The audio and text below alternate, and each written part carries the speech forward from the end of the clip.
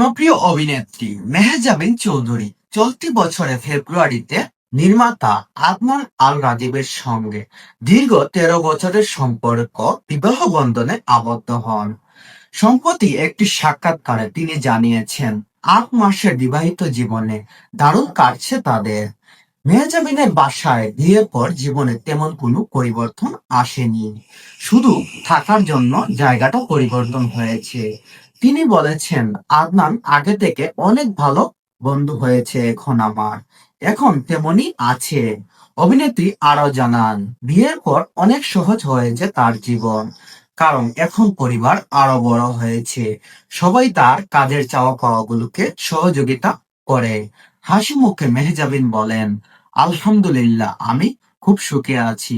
আমার জীবনে আমি সব থেকে বেস্ট এবং কাছের মানুষকে বিয়ে করতে পেরে আমি সবার থেকে সুখী এবং দারুণ আছি।